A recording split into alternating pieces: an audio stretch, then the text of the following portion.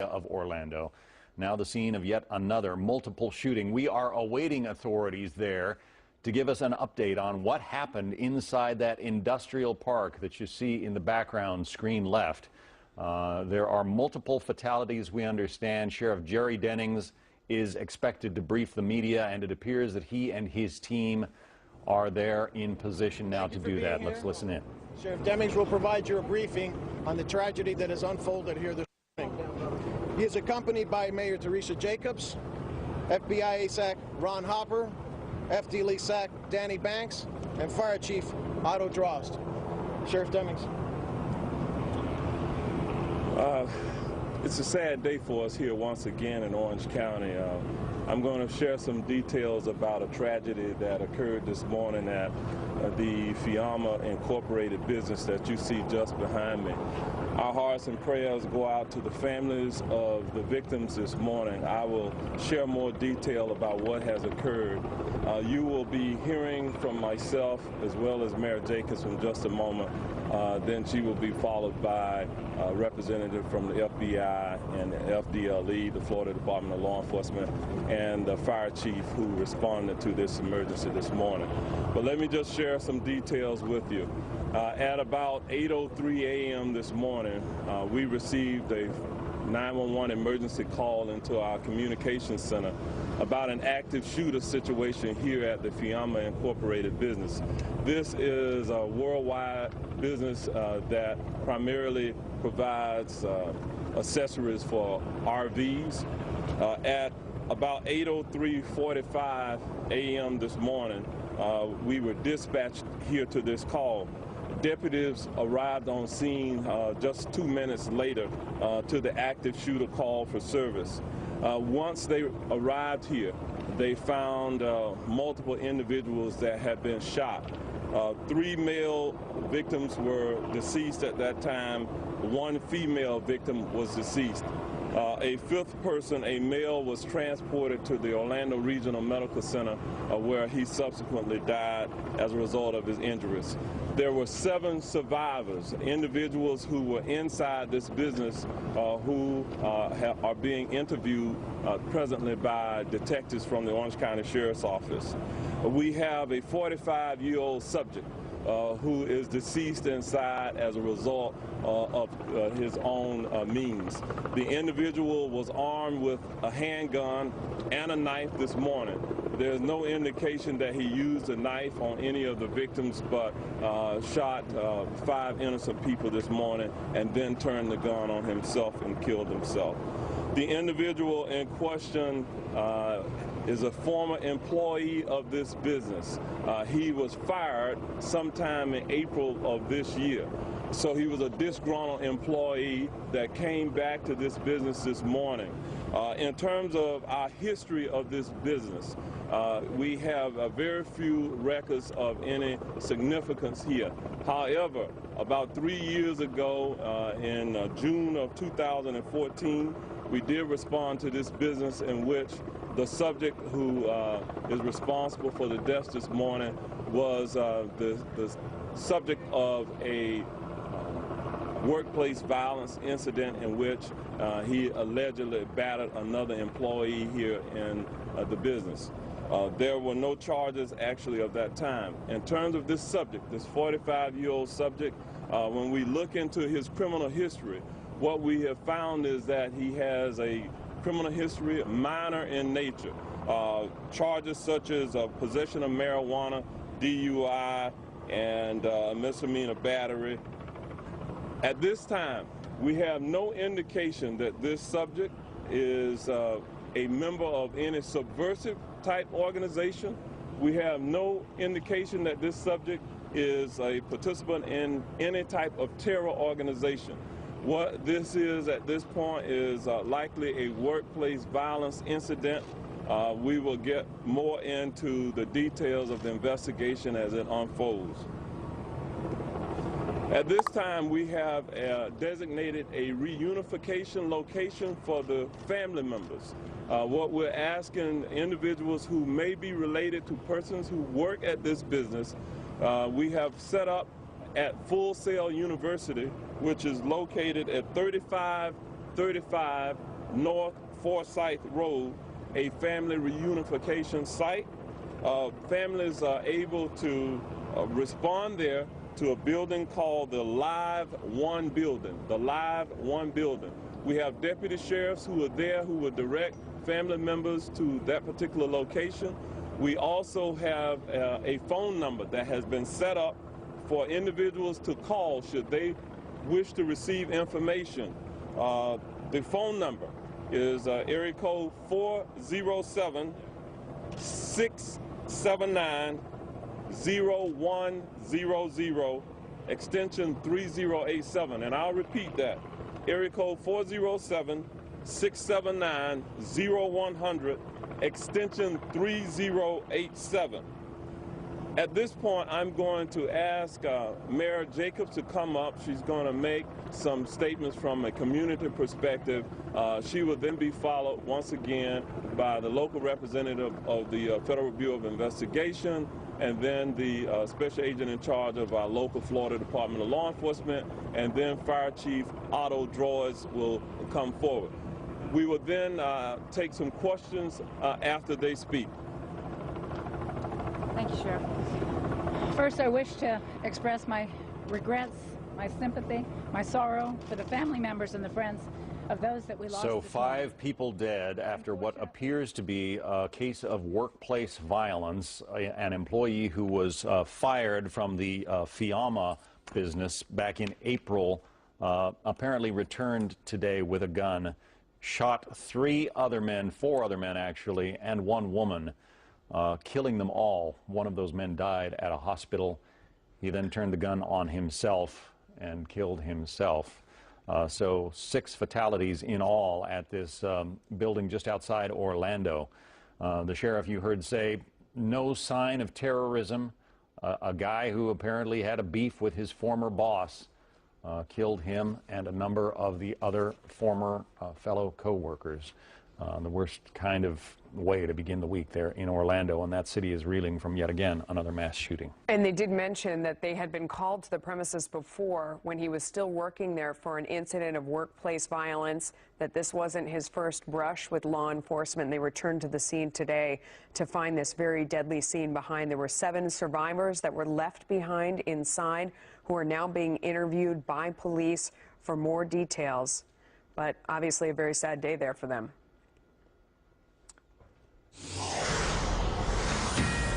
And now this Fox News alert. We are waiting for President Trump to announce the first step in a major push to upgrade the nation's infrastructure. Good morning to you. I'm John Scott. Welcome to Happening Now. And I'm Melissa Francis. President Trump set to lay out a plan to privatize the air traffic control system about 30 minutes from now, something Kellyanne Conway says is just the beginning of big changes ahead on infrastructure. When the president was running and when he was president-elect and now is president, he has made very clear his commitment to improving infrastructure. And Secretary Chow's been a leader here, too. They've been talking about the sort of Byzantine labyrinth permitting process we have in this country, the fact that we don't build anything anymore as a country, that our roads and our bridges are in disrepair. So it's just a very exciting thing that people will literally see the fruits of those promises beginning today.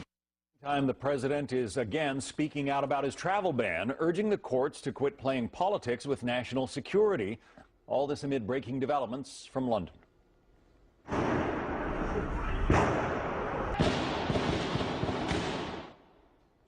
More raids and more arrests in Britain's capital city after the deadly terror attack there over the weekend. We have Fox Team Live coverage. David Lee Miller live in London with the latest on the investigation. But we begin with John Roberts live at the White House. John. Hey, John, good morning to you. The President of the United States now in an open fight in the public airwaves and on Twitter with the Mayor of London, Sadiq Khan. Yesterday, after the incident, the President tweeted, quote, at least 7 dead and 48 wounded in terror attack. And Mayor of London says there is, quote, no reason to be alarmed. That prompted a spokesman for the London mayor to say, quote, he has more important things to do than respond to Donald Trump's ill-informed tweet that he deliberately takes out of context his remarks, urging Londoners not to be alarmed when they saw more police including armed officers on the streets.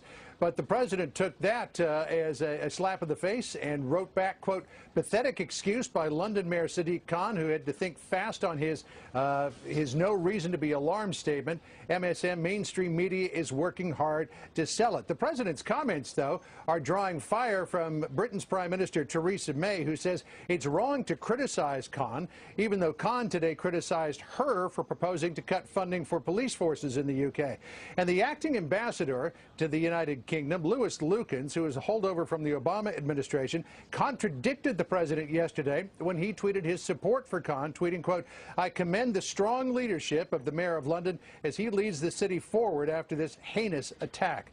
Last night, the president again reaffirmed his pledge to support the UK in the wake of the London and the Manchester attacks at the Ford Theatre last night, reaffirming his commitment to fight terrorism around the world. Listen here. And we renew our resolve, stronger than ever before, to protect the United States and its allies from a vile enemy that has waged war on innocent life, and it's gone on too long. This bloodshed must end. This bloodshed will end. The president also used this latest attack in the UK to call for the Supreme Court of the United States to reinstate the travel ban that is mired in the courts, tweeting out, quote, the Justice Department should ask for an expedited hearing of the watered-down travel ban before the Supreme Court and seek much tougher version. The president also tweeting, people, the lawyers in the courts can call it whatever they want, but I am calling it what we need and what it is, a travel ban. Which is kind of curious because the press secretary some weeks ago went out of his way to say this is not a, quote, travel ban. This is a means to extreme vetting of people who would come into the country. We may hear more from the president when he outlines his plans for reforming the air traffic control system in this country. At 11:30, the president plans a private-public partnership in which the air traffic control system would be taken out of the jurisdiction of the FAA and over the course of 3 years put in the hands of a nonprofit private corporation. John? Another busy day ahead for our chief White House correspondent, John Roberts. Thank you. Thanks, John. Fox News alert from London, where a terror investigation is in full swing after a series of raids resulting in up to a dozen arrests. British investigators now say they have identified the 3 dead attackers. David Lee Miller joins us live in central London near the bridge where the attacks began. David. Melissa, it is a gloomy, rainy, and windy day here in London. Now almost 48 hours since the attacks took place, and you can see, perhaps off in the distance over my shoulder, that the security perimeter is still in place here. Police still on the scene. They have a high profile throughout the entire city, most especially on bridges. A similar attack took place last March, you might recall, on a bridge near Parliament. And as you mentioned, authorities say that they now know the identity of all 3 of Saturday's attackers, but those names have not yet been made public. The Times of London is reporting that one of the attackers was reported to police on 2 separate occasions for trying to recruit children to join ISIS. The terror group has claimed responsibility for the attack, but so far there is nothing to suggest that ISIS did anything more than inspire the carnage and is now exploiting the tragedy for its own sinister propaganda. Meanwhile, police looking for accomplices have launched early morning raids. At this hour, there are now 11 people in custody, among them a number of women and men with shaved heads and full beards, one, we are told, wearing Islamic robes. London's mayor, Sadiq Khan, speaking a short time ago, denounced Islamic extremism and the attackers. The acts of these 3 men on Saturday night was cowardly, was evil. And I'm angry and furious that these 3 men are seeking to justify their actions by using the faith that I belong to justify their actions. The ideology they follow is perverse, it is poisonous, and it has no place in Islam. Here in London, there is anger, frustration, and a great deal of heartache. In just a few hours' time, a vigil will take place to mourn the victims. Melissa. David Lee Miller, thank you. So we are awaiting President Trump's announcement of a new plan that would privatize the air traffic control system in this country as part of his push to modernize America's infrastructure. President set to speak about 15 minutes from now. Right now, the drama over the Russia investigation heating up this week, with the fired FBI Director James Comey set to testify before the Senate Intelligence Committee on Thursday, and Deputy Attorney General Rod Rosenstein will appear there on Wednesday. But Comey's testimony is not a done deal just yet. The White House could still try to block it by exerting executive privilege. The president will make that final decision. Okay. But the fact is, if he testifies, we'll all be watching. But I think people should also look at the Rod Rosenstein memo again to see what the problem was in the department with FBI Director Jim Comey. Rosenstein clearly points out that the integrity and the morale were down, and he clearly points out that Comey had tried to usurp the power of the Attorney General, Loretta Lynch. All right, joining us now is Daniel Halper. He is contributing editor for the Free Beacon and the Weekly Standard. Sir, thanks for joining us. Thanks for having me. So you say that this could be explosive, or it could just create a lot more questions that we don't know the answers to. Let's drill down on that. What would make it explosive? Well, look, it's James Comey, so everything is unpredictable with him. So we don't know exactly what he's going to say. Presumably, he will say something similar to the previous reports, which is that President Trump, in his opinion, tried to tamp down this investigation. That's what we can assume he'll say. I think the details of the investigation he's not so likely to go into because it's still an ongoing investigation. It would be inappropriate and unlikely for him to do so. But we don't know what he knows, and we don't know what he plans to say. We don't know his story. So there's a lot unknown here. My sense is, again, on the big questions, he'll avoid answering just because of an ongoing investigation. Yeah. You say we don't know what he's going to say, but we do know what he said back on May 3rd. Let's play that. If the Attorney General or senior officials at the Department of Justice opposes a specific investigation, can they halt that FBI investigation? In theory, yes. Has it happened? Not in my experience, because it would be a big deal to tell the FBI to stop doing something that without an appropriate purpose. Doesn't that kind of undermine the idea that what if he stands up now and says, yes, the president did try and stop me. He made this other testimony. He said it would have been a big deal. Seems like he would have raised a red flag then. Does this undermine what he might say going forward?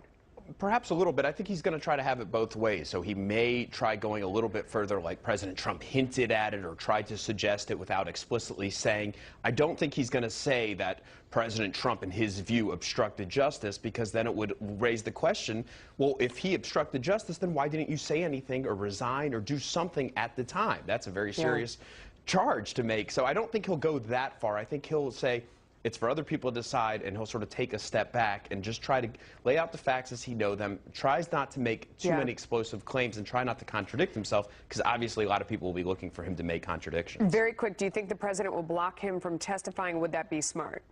I'm not sure it would be smart. There's no clear angle that he would do it right now. The problem is at some point his testimony will come out, so you might as well get it out now. Yeah. Daniel, thank you for joining us. Thank you. John. Well, speaking of the president, we are awaiting an announcement from him about privatizing America's air traffic control system, part of a push to improve America's infrastructure. I can't say that word today. We will bring you those comments live. And there's also this. Massive protests rocking a major American city. What sparked the clashes? And police not only making arrests, but even seizing. A Fox News alert after Great Britain's third murderous terror attack in as many months. Prime Minister Theresa May is calling for a new strategy to protect the people there. The UK has led the world in developing a strategy for preventing violent extremism, and it has been highly successful.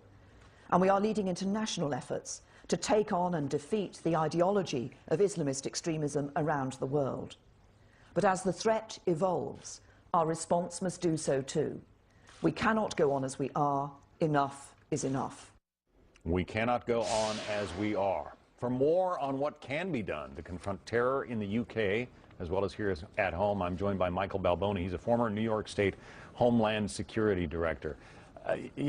Terrorists used to try to improve their technique. In other words, when they tried to blow up the World Trade Center with a bomb, That didn't work. They went after it with aircraft, and that did, Michael. Now they seem to be going the other direction, using simpler means, just cars and knives and things, to kill as many people as possible. How do you stop that? So what we've seen is, as we've prosecuted the war in the Middle East and we've taken away the ability of ISIS to create that physical caliphate, they want to do a virtual caliphate, which means they have basically gone out into this campaign of terror in our communities. And, you know, the United States, obviously, we haven't seen anywhere near the violence of Europe, but this is the brand of terror that could happen anywhere, unfortunately. And what they're doing is they're dumbing down. They're going to knives, they're going to vehicles, they're going to the means of attacks that don't take training, don't take pre-operational surveillance, don't take a lot of communication back and forth. They just go and they do it randomly and brutally. Very, very difficult. But what the UK has done successfully, as the Prime Minister just said, is they've created this ring of steel. So they've really taken away the ability to do vehicle-borne explosive devices in many regards.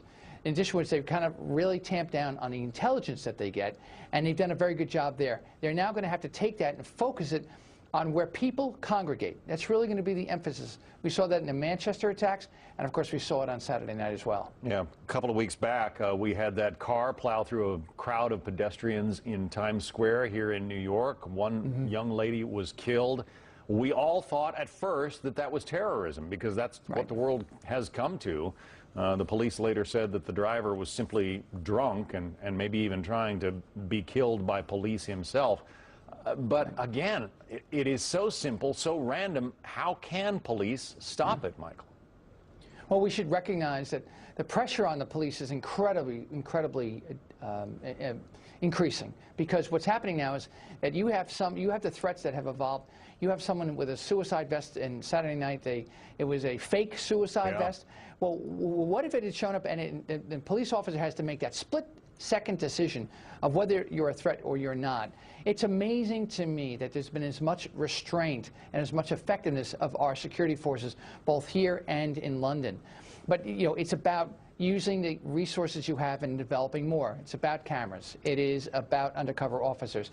It's about trying to get the intelligence there and take away the opportunities. Again, people milling about. What are the ways that you can protect them? And with concerts, it's not just about going and having protection at the beginning, it's also when they leave the venue as well. The Prime Minister says she supports the shoot-to-kill policy of the London police, but not all London police officers are carrying sidearms. Many of them, one of them took on one of the attackers with just his baton, his billy club. So we'll see if that changes. Michael Balboni. Michael, thank you.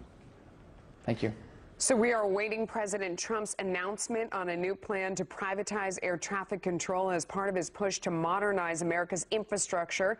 The president is scheduled to speak at the White House about 15 minutes from now.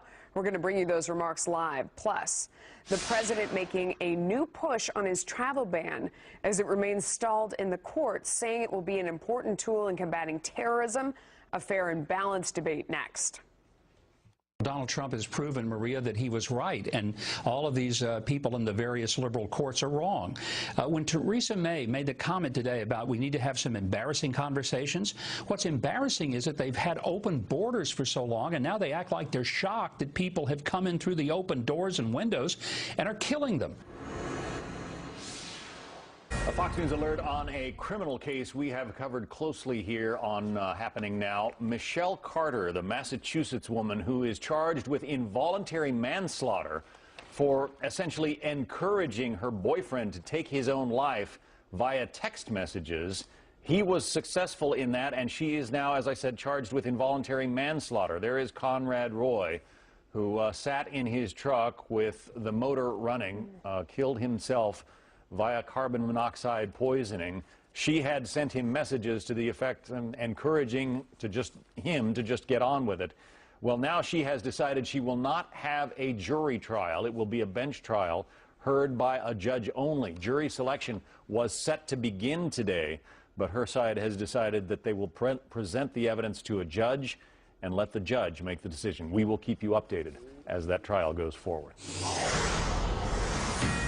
Fox News alert: the president on offense, calling out the courts over his stalled travel ban.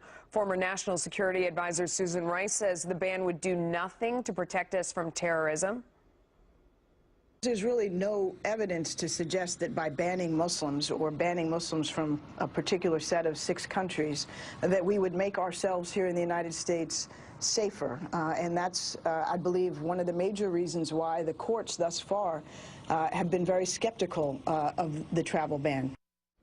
White House Counselor Kellyanne Conway replied to Rice this morning on Fox and Friends. Listen. She knows better. Susan Rice reminds everybody that no one on TV is under oath. She knows better that it's not a Muslim ban. And I would say that her comments yesterday are just really parallel to the lies she told after the Benghazi attack, which took the lives of 4 innocent Americans. She, when she lied there that it was about a video, she knows it's not a ban against a certain religion. She knows very clearly that these are 6 countries that were identified by her Obama administration departments, and that these 6 countries do not have screening and vetting procedures in place that give us confidence that what's happening around the globe wouldn't happen here. The president has constitutional authority. Richard Fowler is a radio talk show host and Fox News contributor. Gianno Caldwell is a Republican strategist. Richard, I'll start with you. Do you want to respond to that? Because the most compelling argument against what Susan Rice had to say seems to be the idea that these were the countries that her administration identified as posing a threat. What do you say to that? Well, I hear that, right? And I say, don't get me wrong, I think there's a problem in these countries, but to have an outright ban of people from these countries, that's what's problematic. Now, let's also remember a couple of other points that we know, right? We know that a majority of the 9/11 attackers came from Saudi Arabia, yet they aren't part of the ban. We also find out today that a lot of Middle Eastern countries are saying Qatar has funded terrorism, and they are no longer having relations with Qatar. And Qatar isn't on the ban, right? So that's why this ban is problematic. If you're trying to say we're trying to catch all the terrorists and the terrorists are coming from these countries, not all the countries are included. Yeah. So it goes back to the point that I make, that I think all the judges are making, is that this is a Muslim ban. President, in his words and his actions, speak to that. Gianno, Richard seems to make the point that the ban isn't big enough, that it should include, I'm not sure that's what he was trying for, but he made the argument it should include more countries. And Saudi Arabia is certainly, a country that is Muslim without question.